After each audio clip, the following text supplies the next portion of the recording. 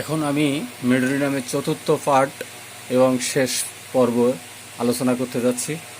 তো মানসিক অদ্ভুত লক্ষণে সময়ের চরম দীর্ঘানুভূতি, মানে সময় তার কাছে এত লম্বা মনে হয় যে এখানে উল্লেখ করা হয়েছে যে মেডোরিনামের রোগীর কাছে সময় যেন কাটতেই চায় না, সময় যেন অতিবাহিত হইতে চায় না। একটি মিনিট তার কাছে অনেক ঘন্টার মতো দীর্ঘ মনে হয়, মানে একটা মিনিট তার কাছে কয়েক ঘন্টার মতো মনে হয়। সে সবসময় মনে করে যে সময়ের পেছনে পড়ে যাচ্ছে, সময় পেছনে পড়ে যাচ্ছে, এবং এই কারণে তীব্র তাড়াহুড়া করে। সে মনে করে তার সময় সব পিছনে সব নষ্ট হয়ে যাচ্ছে, এই জন্য সে প্রচণ্ড তাড়াহুড়া করে সময়কে আগায় নেওয়ার জন্য। এই জিনিসগুলো যদি আমরা মনে রাখতে পারি তো ক্লাসিক্যাল ট্রিটমেন্ট তার জন্য খুব সহজ হবে ইনশাল্লাহ, আমি আশা করি। স্মৃতিশক্তির চরম বিলুপ্তি, এখানে দারুণ আলোচনা আসছে যে রোগী কথা বলতে বলতে হঠাৎ ভুলে যায়, এবং সে কি বলছিল, তা কি শব্দ ব্যবহার করতেছিল সেটাও সে ব্যবহার করবে, কি শব্দ ব্যবহার করবে তাও সে বলতে পারে না। নিজের নাম, চেনা মানুষের মুখ, অতি পরিচিত রাস্তার নাম, এবং সে সাময়িকভাবে একদম ভুলে যায়, একেবারে ভুলে যায়, আর মনে করতেই পারে না, এরকম একটা অবস্থার মধ্যে পড়ে সে। ভয়াল অদৃশ্য অনুভূতি,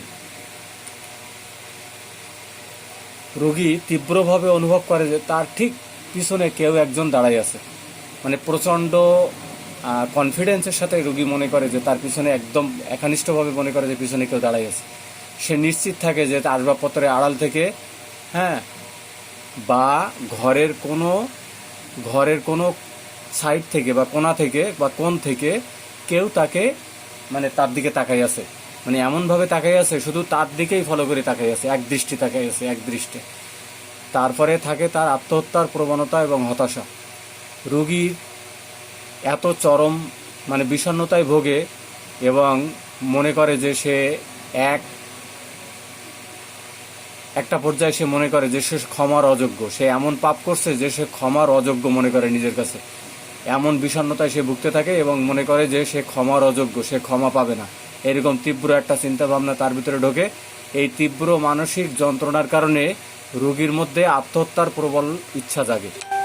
কথাগুলো আমাদের মনে রাখতে হবে যে রোগী এরকম একটা পর্যায়ে চলে যায় যে মনে করে যে আমার এই অপরাধ বা ক্ষমার অযোগ্য, এবং সে এরকম মনে করে যে আমি এই ক্ষমার অযোগ্য পাপ নিয়ে প্রবল একটা আত্মহত্যার চিন্তা তার ভিতরে তখন প্রকাশ পায়। এই কথাগুলো মনে রাখতে পারলে দারুণ কি বলবো, খুব দারুণভাবে ক্লাসিক্যাল ওয়েতে ট্রিটমেন্ট করা যাবে। শারীরিক এবং স্নায়বিক অদ্ভুত লক্ষণ। উপুড় হয়ে ঘুমানো, এটি মেডোরিনামের অন্যতম প্রধান একটা অদ্ভুত লক্ষণ। উপুড় হয়ে ঘুমায়, মনে রাখবেন যে মেডোরিনাম উপুড় হয়ে ঘুমায়। আমি কিছুদিন আগে, পরশুদিন বা দুদিন আগে একটা রুগী দেখছি, ওই মেয়েটা উপুড় হয়ে ঘুমায়। তো উপুড় হয়ে ঘুমায় দেখে সবাই তাকে তুচ্ছ তাচ্ছিল্য করে বা করে, কিন্তু এটা তার একটা সিমটম। তো যদি অন্যান্য সিমটমগুলো আমি মিলাইতে পারি তাহলে মেডোরিনাম দিলে খুব দারুণ কাজ হয়ে যাবে। রোগী বিশেষ করে শিশুরা পেটের উপর উপুড় হয়ে শোয়, যেমন সিনার বাচ্চারা উপরে মাথা নিচের দিকে দিয়ে পেটটা উপরের দিকে, পেটটা পাছাটা উপরের দিকে দিয়ে ঘুমায়। হাঁটু দুটো বুকের কাছে গুটিয়ে রাখে, যেটা ওই মতো আর কি, উটের মতো অনুভূতি। এরকমভাবে ঘুমাইতে সে ভালোবাসে। এতে তার শ্বাসকষ্ট এবং অন্যান্য কষ্ট কমে। এইভাবে যদি শোয় তাহলে শ্বাসকষ্ট এবং অন্যান্য কষ্টগুলো তার কমে। হাত এবং পায়ের তালুর তীব্র জ্বালা, যেটা আমি আগেও আলোচনা করছি, কিন্তু হাত এবং পায়ের তালুতে এত তীব্র জ্বালা পোড়া হয় যে রোগী শীতকালেও বা চাদর বা কম্বল বা ভেতরে পা রাখতে পারে না, সে বাইরে রাখে, পালসিটিলাও বাইরে রাখে, সালফারও বাইরে রাখে, মেডোরিনামও বাইরে রাখে। তো সে সবসময় পা দুটো চাদরের বাইরে বের করে রাখে এবং সে ঠান্ডা খোঁজে, বাতাসের দিকে পাটা কোথায় রাখলে পাটা দিলে যেন আরাম বোধ করে, এই জন্য সে ঠান্ডা খুঁজতে থাকে। এবং এই খোঁজাটা তার কিন্তু ওই ঘুমের ভিতরেই সে অনুভব করে, এবং সেভাবে সে পা দুটো বাইরে দেওয়ার চেষ্টা করে। আর ঘুমানোর সময় বা স্থির হয়ে বসার সময় রোগীর পা দুটো অত্যন্ত অস্থির থাকে। সে অনিচ্ছাকৃতভাবে অনবরত পা নাড়ায়, যেমন জিনকাম মেটে আমরা পা নাড়াই অনবরতভাবে, এরকম এখানেও সে অনবরতভাবে পা নাড়াতে থাকে। এমনকি ঘুমের মধ্যেও তার পা নড়তে থাকে। দেখেন এখানে ঘুমের মধ্যেও তার পা নড়তে থাকে, মেডোরিনামের একটা সিমটম। ঝাঁকুনি ও স্পর্শে অতি সংবেদনশীলতা। রোগীর পুরো মেরুদণ্ড এবং শরীর স্পর্শের অত্যন্ত সংবেদনশীল, যেমন হিপারসাল্প, আর্নিকা, হ্যাঁ, এগুলো যেরকম স্পর্শ অনুভূতি থাকে। তারপরে এন্ট্রিমটাট, ক্যামোমিলা বাচ্চারা হলে তা শুইতে দেয় না, সিনা শুইতে দেয় না, হ্যাঁ, শুইতে গেলে রাগ করে। নেট্রামিউরও পাশে অত মানুষ ঘেঁচতে দেয় না, লাইকোপোডিয়ামও পাশে এত মানুষ ঘেঁচতে দেয় না। তো এইগুলো সিমটমের পাশাপাশি তো কি করে, সে রুগী স্পর্শ একদম পছন্দ করতে পারে না এবং সংবেদনশীল হয়ে পড়ে।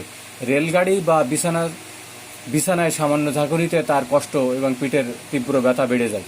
এইগুলো তার হাতে। বৃদ্ধি এবং উপশম, মানে হ্রাসবৃদ্ধি যেটাকে আমরা বলি, কখন বাড়ে কখন কমে। সূর্যোদয় থেকে সূর্যাস্ত পর্যন্ত তার বাড়ে। খেয়াল করবেন ভালো করে, সূর্যোদয় থেকে সূর্যাস্ত পর্যন্ত তার বাড়ে।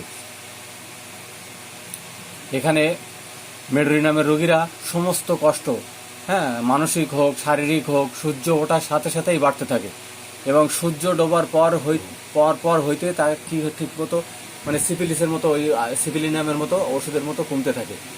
এটা আস্তে আস্তে কমতে থাকে। সূর্য মানে যখন উঠতে থাকে, হ্যাঁ, তখন আস্তে আস্তে কি হয়, সূর্য ওঠার সাথে সাথেই তার কষ্ট আস্তে আস্তে বাড়তে থাকে এবং সূর্য ডোবার পর কমতে থাকে। ঠিক সিপিলিনাম মেডিসিনটার মতো, মেডিসিনামের লক্ষণের মতো এই লক্ষণটা আমরা পাচ্ছি এখানে মেডোরিনামে। আর সমুদ্র তীরে অলৌকিক উপশম, মানে সমুদ্রের তীরের পাশে গেলে মেডোরিনাম আস্তে আস্তে রুগী আস্তে আস্তে ভালোর দিকে ভালো অনুভব করে এবং ভালো লাগে তার। কোনো রোগী যদি বলে যে সমুদ্রের কাছাকাছি বা সমুদ্র মানে সমুদ্র তীরের কাছাকাছি আবহাওয়ায় গেলে তার হাঁপানি, বাতের সমস্যা, হাঁপানি বা ক্রনিক রোগ সম্পূর্ণ ভালো হয়ে যায়, তবে তা মেডোরিনামের একটি নিশ্চিত লক্ষণ মনে করতে হবে।